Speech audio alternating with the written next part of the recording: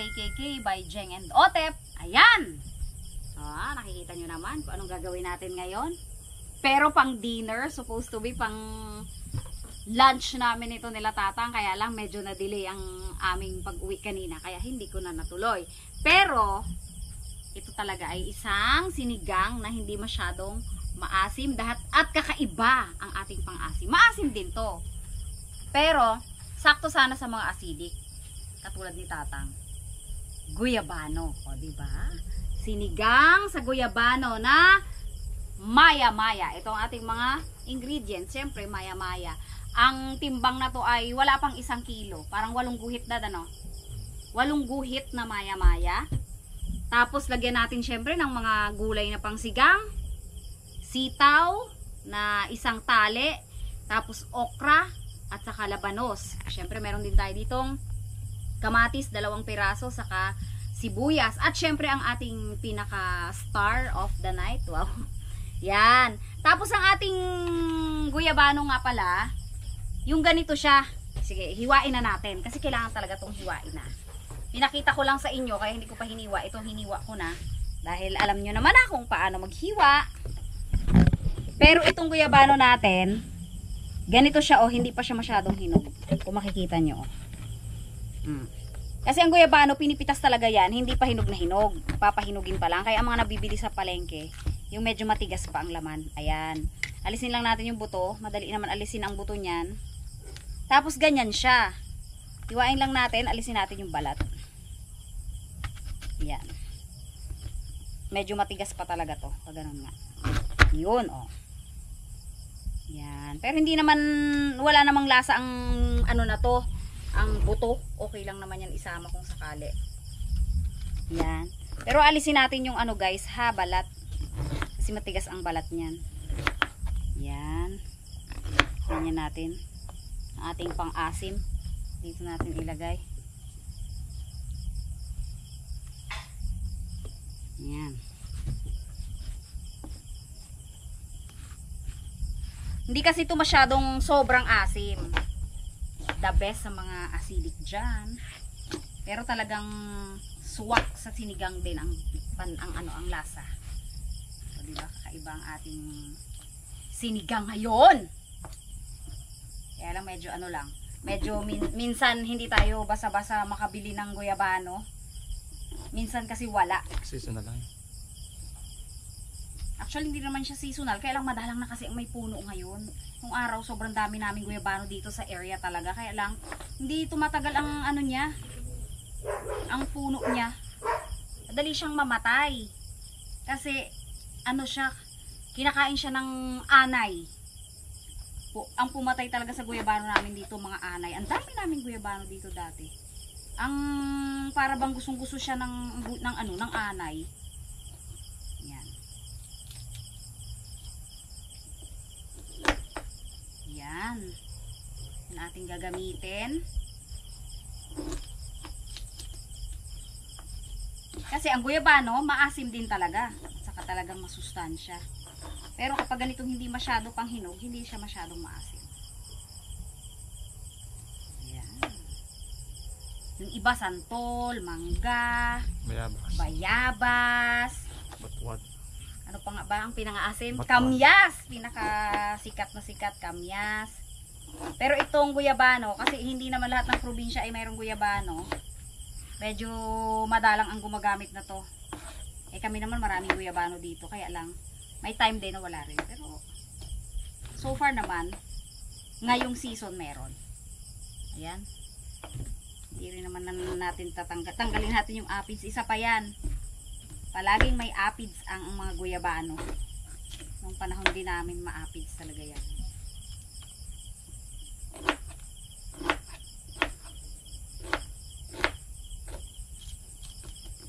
Yan. Madali lang matanggalin ang buto na to eh. Parang atis. Yan. Dagdagan natin kasi hindi nga ito maasim.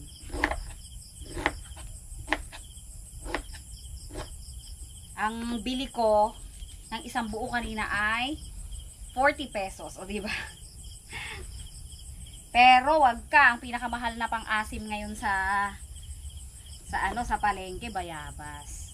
Mahal ang bayabas, guys. Ewan ko ba, kahit dito sa probinsya, akala ko sa Marikina lang mahal ang bayabas eh. Mas mahal siya. Kasi nga, kunti-kunti na lang ang puno. Ayan, may mga tanggalin natin. May mga buto. Ano yun? Labintador. Malayo pang may labintador na. Ayan. Baka hindi na magkasya sa ating palayok. Yan. Dito natin iluluto sa ating palayok. Ayan. Ilagay na natin ang ating mga ingredients. Kamatis.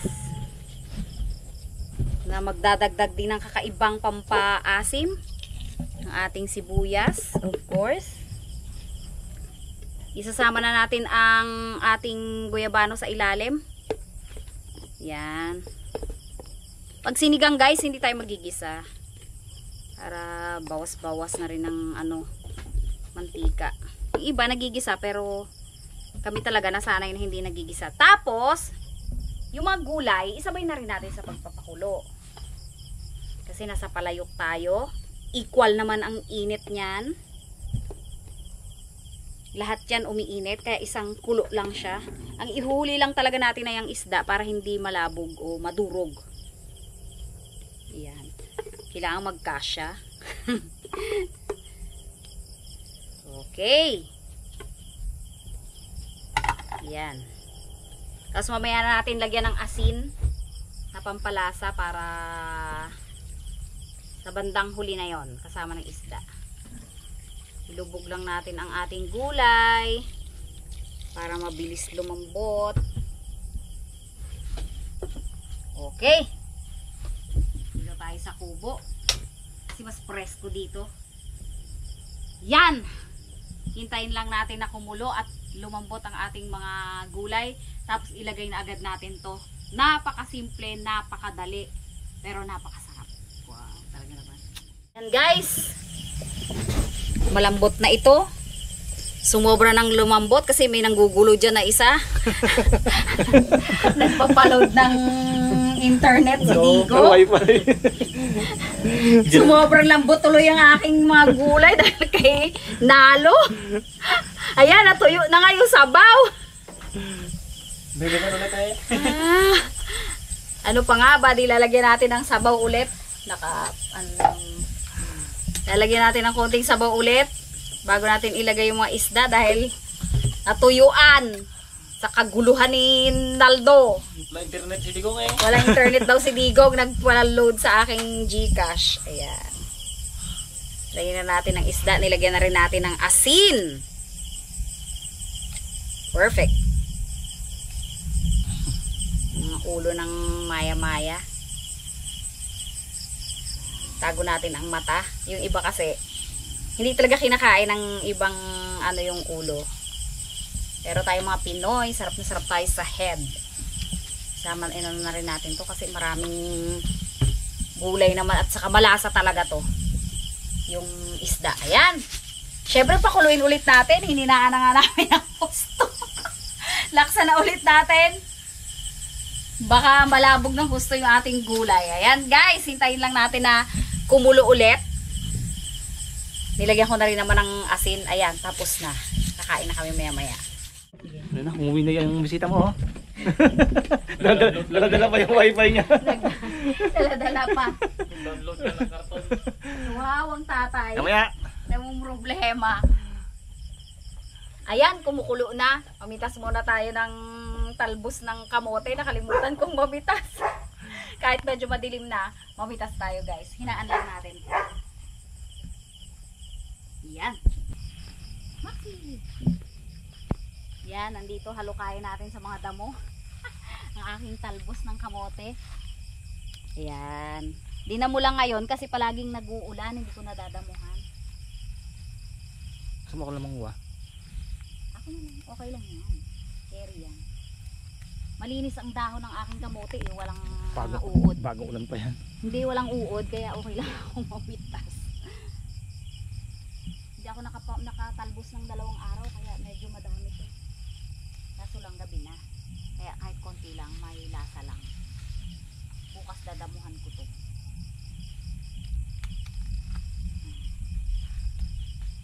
Ayun pa oh, hindi ko abot. Abot mo, Dad. Hindi. Baka kasi may ahas eh. Wala. Pwede siya. Huwag siguro yan. Yan, okay na to. Yan, okay na yan. May talbos na tayo, di ba? Kahit gabi na, makakuha pa rin tayo ng talbos. Pinat, halika dito. Ayan, ito na ang ating mahiwagang talbos ng kamote. Iba rin kasi yung sinigang na may talbos ng kamote. Bigla akong naalala, sabi ko parang may kulang to. Yun nga palang talbos ng kamote, hindi ako nakapitas. Oh, at least yan lang naman sa may malapit sa greenhouse. Yan, isang kulo na lang to guys. Isang kulo na lang ulit. Laksan na ulit natin. Yan. Kasi yung lasa niya, tinikman ko na, napakasarap. Pati yung asin, sakto na. Saktong-sakto din yung asim na hindi masyadong gumuguhit yung asim. Pero iba, basta may ibang lasa siya. Yan, mamaya titikman ni Daddy at saka ni Otep. Pag kulo na to, kakain na kami. Yan, sure na, okay na. Kakain na kami. Luto na guys. Kain po tayo. Magdi-dinner na kami. Pero before anything else, mag-pray muna si Otep. In the name of the Father, and of the Son, and of the Holy Spirit. Bless us, O Lord, in these thy gifts, from which we are about to receive, from thy bounty. Through Christ our Lord. Amen. Kain tayo guys. Kain na. Tips na natin kung anong verdict nila sa ating sinigang sa guyabano. Wow. Kulay. Kulay mo. Yan. Kailangan magra-rice. Bakit? Hindi na ako nagra-rice guys. So, ngayong maghapon, wala akong rice. Kaya wag na kayo magtaka sa mga susunod na araw kung papayat na naman ako. Kasi medyo nasusobrahan ako ng mga nakaraang buwan. Daming mga handa-handaan, mga kung ano-ano. Ayan, tumaas ang aking HbA1c. Okay? Mamandi kang ko ha? Ito anak, yung fish. Gulay. Lagyan mo ng gulay na. Bilang. Lagyan mo ng gulay. Sitaw oh. Uy. Bagay mo ng gulay. Uy. Asan yung mga talbos ng kamote dyan? Dito sa ilalim. Gusto ko. Talbos ng kamote. Hati tayo. Kasi nauna kong sinandok yung talbos ng kamote eh. Yan. Tapos yung laman ng guyabano, pwede rin kainin. Tamis. Masarap siya. Maasim na matamis. Sarap. Oh, May verdict agad ay. may verdict agad. Hindi masyadong maasim ano. Hindi naman. Matitirhan pa si Tatang na to guys. Kasi actually kay Tatang ko talaga gustong ipaano at acidic nga. At least, eto, hindi masyadong maasim na sinigang. Sarap nga. Pati yung laman ng guyabano pwedeng ulamin. Sarap niya. Oops, gulay. More on gulay. Ako more on ngayon, fish. Saka chicken. Protein. Pero kasabay nun, kailangan mag-exercise. Kasi pag hindi, delikado din. And after mag-exercise, kain. Kumain. Kain ulit kasi ng gutom. Ano? Hap. Anong klaseng verdict ang natin sa sinigang? Sinigang na manamis-tamis. Sarap. Diba, no? Kahit yung gulay, masarap na yun. Oo, sabi ko sa'yo eh. Hindi ko napakain ng gulay ah. Kain ka ng gulay. Sitaw, masarap. Medyo nadurog lang yung maya-maya namin dahil kay Naldo.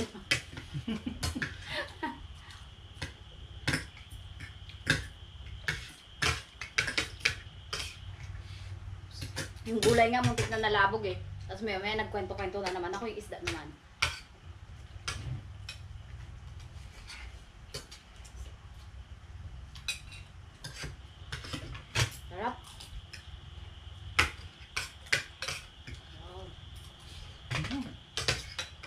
Iba yung sinigang talaga pala pag guyabano rin. Hindi yung maano yung asin. Magkakaiba yung ano nila. Magkakaiba yung level ng sarap.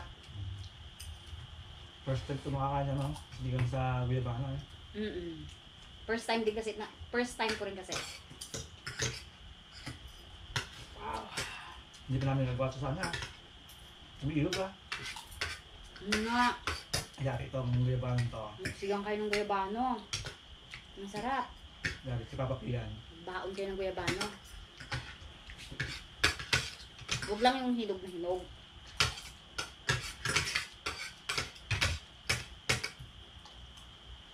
Eh, malasa din tong isda na to. Sariwa pa mga gulay. Maya-maya. Masarap talaga eh. Masarapan si Ote pati sa gulay ah.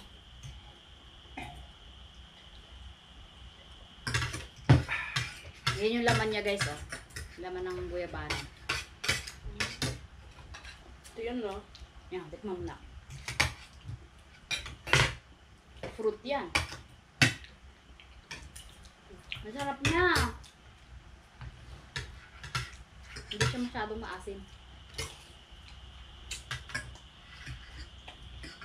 Pero meron siyang distinct na flavor. Malalasahan mo talaga yung yung kaibahan niya sa ibang mga pang-asim. May kari ba to? Wala, yung avocado yan. Ay, avocado? Pala kung gabit nung kinakain ko. Ito oh. Guyabano yan nga. Guyabano pala. Nasaan gabi eh? Sarap. Guyabano nga. Nasaan gabi? Kasi yung medyo asim-asim niya, napunta na sa sabaw. Hindi siya maasim ba to? Hindi. Sinigang siya, pero hindi siya. Manamis Yung guyabano anak, maasim talaga. Manamis-namis nga. Tamis siya, mami. Pero manamis-namis siya. Kaya nga, kaiba nga ang lasa niya. Sarap. Kahit yung laman, masarap. Yung guyabano. Tamis siya. Ayun, nadurog lang talaga yung fish. Ayan, pupulutin niyo talaga. Kaya ba dito? Yung Baso daw. Sarap. May labanos yan, dad.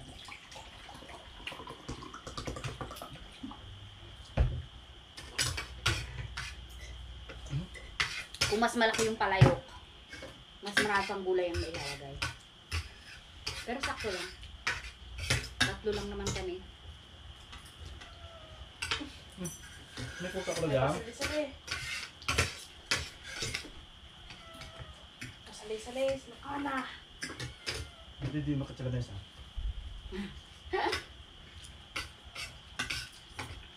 Ayan. May panibagong sinigang na naman tayong na-discover. Ang sinigang naman kasi sobrang basic talaga sa ating mga mga Pilipino ang pagluluto ng sinigang. Pero iba-iba talaga ang pang-asim. Merong kamyas na yung kamyas, sanay tayo niyan sa Marikina, kamyas ang ginagamit natin. Merong purong sampalok. Palok. Bayabas. Bayabas. Kaya lang ang bayabas, guys, medyo mahirap siyang hanapin sa palengke kasi yun nga, sabi ko konti na lang rin yung nagtatanim ng bayabas. Yung merong puno ng bayabas. Tapos, yung iba, hindi naman binibenta. Diba, Dad? Ang dito pa nakitikin siguro ano yung patuan. Ano yun? Patuan. Patuan, ano yun? Pang-asim din yun. Sa Nasa sa Mandaluyong pa ako nag-work. Lugar sa mga kanya ganyan. ano kaya yun? Sinigang sa patuan. Hindi ko alam yung gulay ay siya, prutas din? Parang ano siya? Parang isang bilog-bilog na ulay bilog. Hindi ko alam kung putas o gulay siya eh. Pero ba ang tawag na iba tuwan? Ano dish? Hindi ko alam kung ano yung Hindi gusto. namin alam. Yun, hindi ko pa alam yun. Alam niya ng mga ano natin. Babang kiling! Ano bang kring? Yung bilog-bilog na parang kamyas. Basta batong tawag nyo doon. Comment na lang nga sila. Comment down kung ano yung mga na yung Tinatanong ko kasi sa yung nagluluto kung anong pinakaasim niya. Kasi iba yung lasa eh. Ang sabi, batuan. Batuan. Patuan. Batuan. Batuan. Patwan. Batuan. Kung ano ang batuan sa inyo. Ako pa naman nakakain sa nyo doon. Kasi hahanapin natin yun dito kung meron. Parang wala akong nakikita dito. Baka si Bangkiling yun. Hindi ko alam kung anong tawag dito sa akin. Sog. Sarap. Yung kasing cook doon ay Ilonggo. Sa kanila raw maraming ganung na ano, na kung asim. Batuan. Mm.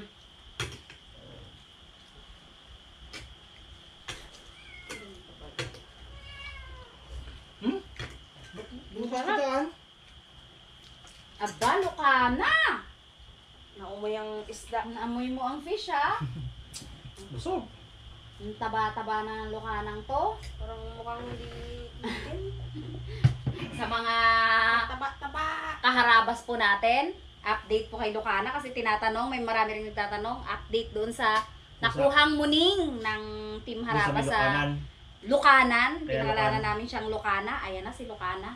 Naninipa pa ang bruha, oh. Ayaw mo pa baba. Ano na siya? Taba-taba. Siguro mga 5 months. 3 months siya siguro nung napulot nila. Tapos, ano yon, August yon. So, mga 5 months na siya ngayon. Pero, ano na siya, para na siyang, ano, yan, oh. Parang siopaw na siya. Sa katabaan. Ang laki-laki niya na. Laki-laki na yung tiyan kasi lagi nagmumukbang. Itin pero napakataba. Baba ka na, baba na. Pabida na naman eh. Laging pabida eh. Pag nag-vlog kami dito kahit kami ni Tatang, pabida siya eh. Yan guys! Sana po ay may natutunan kayo sa aming bagong sinigang. At sana po ay na-enjoy ninyo ang maikling kwentuhan ng ating kainan. Maraming salamat po sa mga Thank you. mga patuloy na sumusuporta sa aming channel po. Bye! God bless po sa lahat. Happy birthday po sa mga may birthday ngayong buwan. Napakarami rin pong may mga birthdays ngayon sa Team Kain Actually, ngayong dalawang kapatid ko may October. birthday kayo October. Oo nga pala, happy birthday Sangkong, Beeng, and Bunso, Mean. Oh, Tita Mean. Ba't ito si Tita Mean? Happy birthday sa Tito Beeng. Happy birthday po. At syempre, happy birthday! October din yan. Wala pa yan. Saka si Gwen Yan. and Monica. Yeah. Oh, di ba? Maraming Happy October birthday. ang Team Kain eh. Ayan! Maraming salamat po ulit sa patuloy na panunood at pagsuporta sa aming channel. Bye po! Bye! Bye.